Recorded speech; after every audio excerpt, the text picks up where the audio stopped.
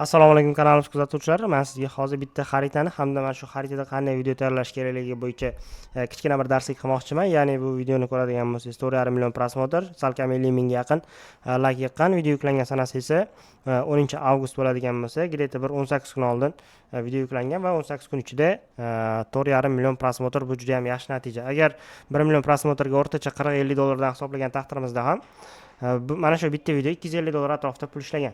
Bu narsani qanday qilish kerakligini men sizga hozir ko'rsatib o'taman. Xo'p, videoni birinchi ko'rib olamiz va o'zimizni videomizni qanday tayyorlashimiz kerakligini shu joydan analiz qilib olishimiz kerak.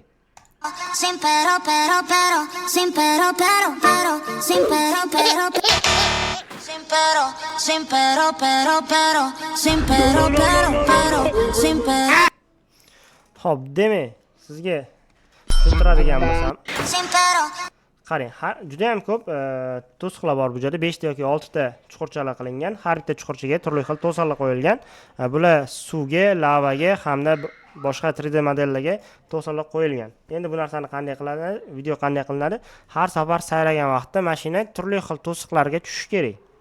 Misol uchun bir safar birinchisiga, bir safar uchinchisiga biza borgan sari yaqinlashib borib, oxir o'zimiz marramizga, ya'ni mana shu 3D model joylashtirilgan qismgacha yetib borishimiz kerak. Bu jarayon qanday sodir bo'ladi? Hozir men sizga o'yin ichida bu narsani tushuntiraman. Birinchi navbatda xarita yasab olishimiz kerak bo'ladi. Xarita yasash bu uchun juda ham oson. Prosta sizga ideyangiz bo'ladigan bo'lsa bo'ldi. Yerni chuqurroq olamiz yoki qayernidir shunaqa ko'tarib olamiz va mana bu joyni ozgina xishirib, ya'ni xarita yasashni biladiganlar yoki darslarimizni ko'rganlar bu narsani biladi. Shunchaki buni chuqur kavlab, mana shu lavalarni yoki suvlarni joylashtirib chiqsak bo'ladi. Suvning ranglarini o'zgacha qilib, mana bu joyga mana bunaqa 3D modellar bor. Joylashtirib chiqsak, bizda qiziqarli bitta xarita bo'ladi. Oxiriga bitta mana shunaqa 3D model joylashtirsak ham bo'ladi. Xo'p, keyingi qiladigan ishimiz biz mashinaga o'tib olamiz. Xo'p, keyingi obyekt bizda hop turibdi.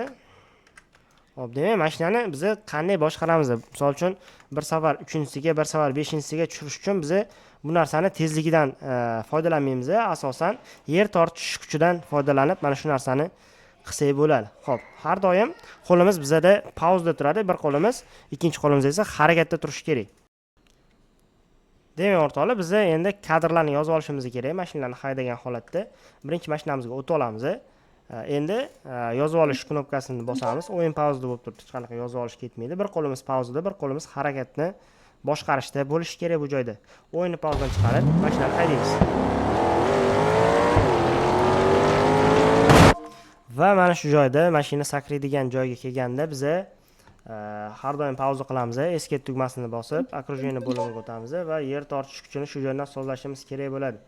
Hozir mana avishli holatda, zemli holatiga o'tkazgan bo'lsak, mashina qayergacha borishini ko'rib olamiz.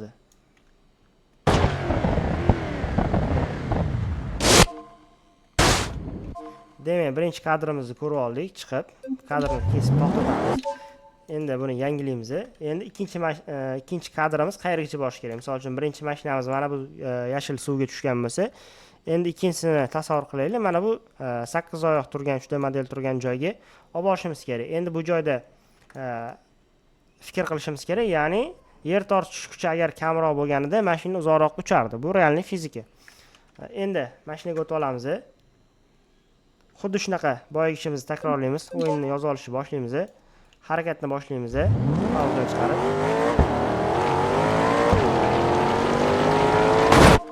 Mana sakrash jarayoniga kelganda escape bosib, окружениеga o'tamiz.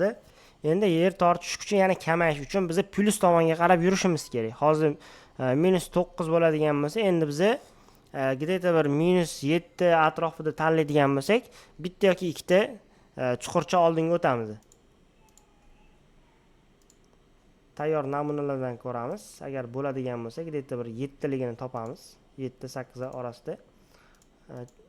Yo'q bo'ladigan bo'lsa, mana bu orqali o'zimizga to'g'rilab olamiz. Mana -7,5 bo'ldi. Orqaga qaytamiz va o'yinni pauzadan chiqaramiz. Demak, bu kamlik qildi, lava bordi. Endi biz suvga tushirishimiz uchun, ya'ni yengillaymiz. Yozib olish jarayonini boshlaymiz. Escape'dan buni yer tortish kuchini zemlyaga o'tkazib olamiz. Har doim zemlyada yurg'izib olishni maslahat beraman. Agar siz lunada yoki boshqada yuradigan bo'lsangiz, mashinangiz harakatlanmasdan bir joyda turib qoladi yoki havoga ko'tarilib ketib qoladi. Xo'p. Jarayonni boshlaymiz.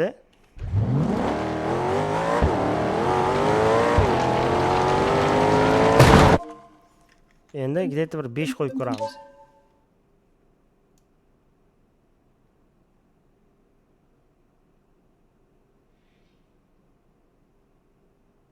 Mana to'ram bo'ladi. Chiqamiz. Endi qarang. Shu joyda agar o'tib ketadigan bo'lsa, ya'ni escape tugmasini bosib, mana shu joy o'zida pauza qilib, shu joydan zemlyani tanlab qo'yamiz va o'yinni pauzadan chiqaramiz. Pastga tushadi. Agar bundan ham yer tortish kuchini kuchliroq qilganimizda 3D modelni o'zigagina borib urilgan bo'ladi.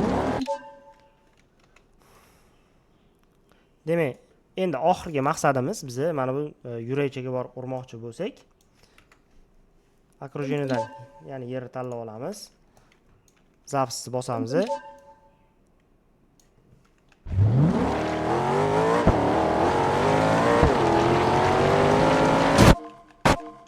Mana sakraydigan joyga kelib, окружениyadan lunani tanlab qo'yadigan bo'lsak, где-то 1,5 atrofda bo'lishi kerak. Mana shu joyga o'zimiz prognoz qilamiz. O'xshamasa boshqatdan kadrni yozamiz. Mana shu tezliklarni sozlab, yozib chiqaramiz.